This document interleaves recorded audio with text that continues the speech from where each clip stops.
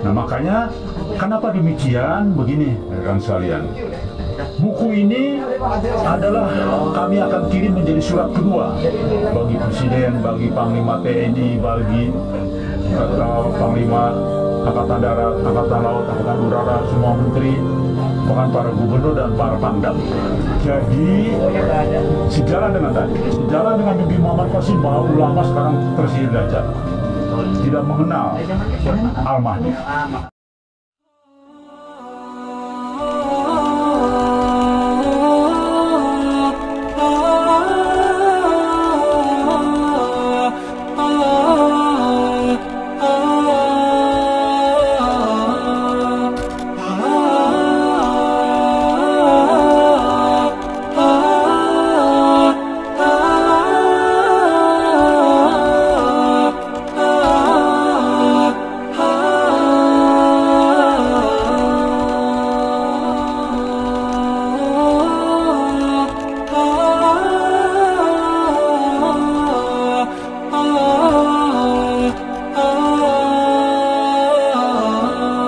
Alhamdulillah kami sebetulnya bersyukur telah terbit buku yang berjudul Penyimpangan Mimpi-Mimpi Muhammad Qasim. Buku ini menjadi trigger bagi kami yang sebetulnya kami memang sudah rencanakan ingin membuat buku. Nah dengan buku ini akhirnya kami mulai menyusun secara serius, tidak hanya untuk menjawab buku ini, sekaligus kami ingin menyampaikan satu pesan bahwa ternyata Al-Mahdi itu sosoknya akan muncul di luar perkiraan ulama, di luar perkiraan mayoritas umat Islam. Sama hanya dengan kelahiran para utusan Allah Subhanahu wa Ta'ala, di mana hampir semua utusan Allah Subhanahu wa Ta'ala tidak diterima oleh kaumnya. Kenapa demikian? Karena memang di luar yang mereka pikirkan, di luar dari mereka harapkan, bahkan dianggap di luar dari teks yang mereka baca. Maka dari mulai Nabi Muhammad, dari mulai masuk ke Nabi Salih Salam, Musa dan Nabi Musa dan selainnya, jadi selalu ditolak oleh kaumnya dan juga ahlul kitab. Maka memanfaatkan momentum ini tidak hanya menjawab buku tadi, tapi juga sekaligus kami akan menyampaikan pesan yang lebih jauh lagi tentang sosok Al-Mahdi-nya. Nah itu saya kira kenapa kami mengeluarkan buku. Karena judulnya Out of the Box, maka kami pun cara membedah buku berbeda dengan biasanya pada umumnya.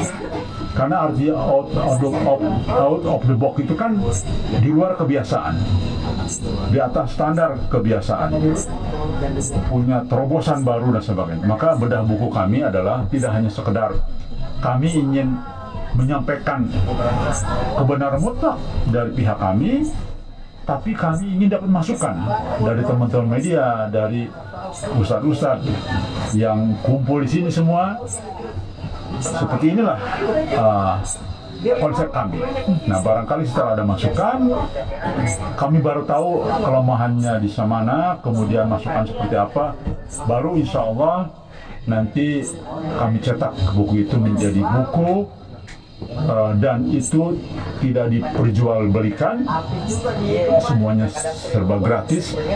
Bahkan kami berharap ongkos kirim pun yang kami kirim juga gratis kepada siapapun yang meminta.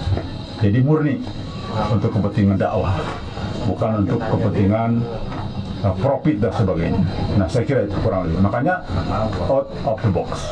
Iya. Tadi Kang Deddy mengatakan bahwa masih terbuka ruang untuk pihak luar, mungkin ulama-ulama yang lain, untuk memberikan masukan. Ya. Apakah berarti ini Kang Deddy sendiri masih kurang yakin atau bagaimana dengan Al-Mahdi yang sudah Kang Deddy anggap itu bahwa beliau memang Al-Mahdi? kami 100% yakin. Bahkan ahli takwil kami yang menerjemahkan, mentafsirkan, mentakwilkan mimpi Muhammad Qasim sudah menyatakan Muhammad Qasim mustahil bukan Imam Mahdi, pasti Imam Mahdi. Jadi kami yakin. Namun begini, dalam pengertian membuka ruang itu, barangkali ada sudut pandang yang belum kami serap. Contoh kami tadi kan diskusi dengan Ustaz Abu Pida.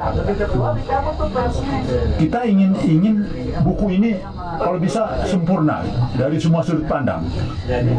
Nah, jadi makanya bisa jadi ada pertanyaan yang ternyata belum kita jawab di sini. Nah, makanya kenapa demikian? Begini, rekan sekalian. Buku ini adalah kami akan kirim menjadi surat kedua bagi Presiden, bagi Panglima TNI, bagi Panglima Angkatan Darat, Angkatan Laut, Angkatan Udara, semua menteri, bahkan para gubernur dan para pangdam. Karena kami sudah ngirim surat pertama, pemberitahuan. Dan kami terbuka di sinilah base camp Majelis Gajah. Nah, nanti buku ini menjadi kiriman kedua bagi semua jajaran tadi. Dan kami rencanakan akan sampai kepada 3 kiriman surat telegram. Alhamdulillah. Maka dari itulah sebisa mungkin buku ini mendekati sempurna lah dari apa yang menjadi pertanyaan masyarakat, apa yang menjadi pertanyaan ulama. Itu maksudnya mengapa kami menyerap dulu informasi untuk supaya jangan sampai ada lemahnya buku ini. Kira-kira begitu. Dari data dan informasi yang sudah dikumpulkan Kang Deddy sendiri, sejauh ini seperti apa? Bisa diberi gambaran sedikit mengenai dari data dan informasi yang Kang Deddy sudah kumpulkan dalam buku ini, di luar dari masukan eksternal, bisa diberi gambaran Kang Deddy seperti apa sih nanti isinya buku itu? Baik, jadi buku itu adalah menggambarkan seperti ini. 14 abad yang lalu, baginda Nabi Muhammad SAW memberikan satu pernyataan yang begitu jelas. Kami menemukan lebih dari 47 hadis terkait dengan mimpi atau mubasyirat atau ru'ya as-shadiqah atau kabar kenabian, di mana di situ Rasulullah mengatakan setelah beliau wafat tidak ada lagi petunjuk yang Allah berikan langsung kepada manusia kecuali dalam bentuk mimpi. Jadi artinya petunjuk itu masih ada dalam bentuk mimpi, petunjuk dari Allah langsung. Maka dari sinilah seharusnya umat Islam, khususnya para alim ulama, juga menjadi satu patokan penting. Ternyata bahwa petunjuk dari Allah itu masih ada dan terus-menerus seharusnya. Nah, namun ini tenggelam. Semua mengejar dalam konteks ilmu hanya dari textbook, sehingga faktanya hari ini umat Islam semakin lemah, umat Islam terpecah belah, kesombongan ilmu masing-masing, penafsiran berbeda menonjol, bahkan saling hujat dan sebagainya. Padahal Qurannya sama, hadisnya sama, ulamanya juga sama. Bahkan kita merujuk kepada mazhab yang juga gurunya juga sama. Tetapi kenapa demikian terpecah? Karena umat makin pintar. Rekan sekalian, apa yang dilahirkan, diajarkan oleh baginda Nabi Muhammad SAW tentang Islam itu sangat sederhana. Makanya bisa dicerna oleh orang-orang yang buta huruf pada saat. Namun justru Islam itu semakin rumit, semakin terpecah ketika muncullah yang dianggap orang-orang yang terpelajar ini menjadi rumit dan bahkan terpecah menjadi satu permusuhan internal sendiri.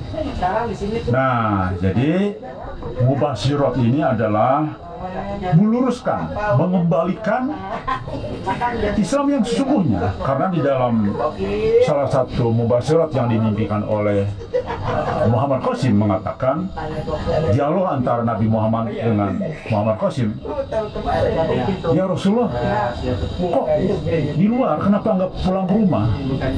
Rasulullah mengatakan, Qasim, aku sudah tidak punya rumah, rumahku sudah hilang, rumahku sudah dirusak, rumah itu Islam. Jadi ahli takwil mengatakan rumah itu Islam. Jadi Rasulullah sendiri melihat dari petunjuk Mubashir tadi, Islam sudah tidak ada sekarang ini. Yang ada terpecah belah dan rusak. Banyak sekali lah. Kadang-kadang berlebihan Islam, disebut khawarij. Kadang-kadang jadi malah mengada-ngada, yaitu dianggap oleh kelompok yang lain sebagai ahlul bidah sebagainya. Jadi saling tuduh dan saling menyalahkan satu yang lain. Maka perlulah mujadid per 100 tahun. Itulah fungsinya mujadid, adalah pembaharu atau pengkoreksi atau yang meluruskan yang sudah kesana sini segala macam. Nah, maka insya Allah mujadid terakhir ini sepertinya ulama sepakat adalah Al-Mahdi. Kami sudah pernah berkeliling Indonesia membahas tentang Al-Mahdi dikaitkan dengan Muhammad Qasim. Sesungguhnya saya bisa menyerap informasi itu, para ulama sepakat bahwa ini memang sudah ada Al-Mahdi. Namun semua sangat berhati-hati. Nah, kami ajalah yang kira-kira bonek apa bahasa? Bonekat. Kami berani, inilah Al-Mahdi. Gitu.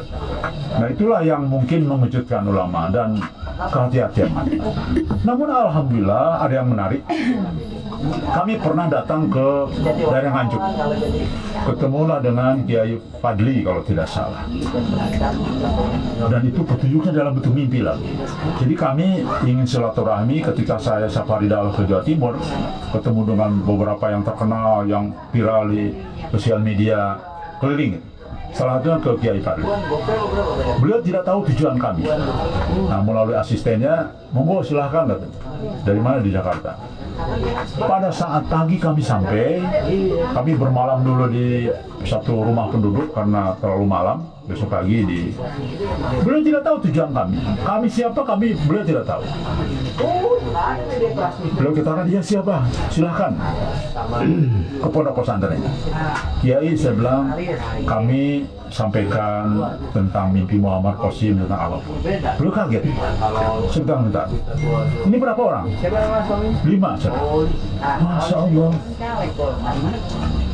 Saya malam bermimpi ketemu dengan teman-temannya Imam Mahdi. Datang ke sini 5 orang dan semuanya bodoh soal agama. Saya bilang, betul, kami ini bodoh semua nih, karena kami ini bukan ustaz. Tidak ada satupun yang lulusan pondok pesantren. Beliau langsung percaya. Makanya beliau langsung mau disuting kesaksian tentang mimpi Muhammad. Jadi kedatangan kami sudah dimimpikan oleh Kiai Fadli, bahkan akan ada sahabat-sahabatnya Imam Mahdi datang ke sini. Dan persis jumlah kami seperti itu. Nah, inilah keunikan Mubashir. Jadi beliau langsung percaya bahwa justru beliau mencetak buku mimpi Muhammad Qasim, disebarkan ke kiai-kiai lain, dokumennya lengkap, dan beliaulah salah satu pembela mimpi Muhammad Qasim. Kriteria apa saja sih yang dimiliki oleh Muhammad Qasim ini sehingga bisa membuat mungkin ulama lain yang belum mengetahuinya mau mengakui bahwa Muhammad Qasim ini memang Ahmadi gitu. Baik, mayoritas pasti tidak akan mengakui. Mayoritas ulama pasti tidak mengakui. Pertama begini, kita sudah sama-sama tahu takdirnya Al-Mahdi untuk dibayat menjadi Imam Mahdi itu hanya sejumlah pasukan Badar. Itu yang Rasulullah sampaikan. Jadi hanya 313 orang. Jadi kita sudah mengukur itu. Dilengkapi dengan mimpi Muhammad Qasim. Mimpi Muhammad Qasim mengatakan alim ulama sekarang sedang tersihir Dajjal.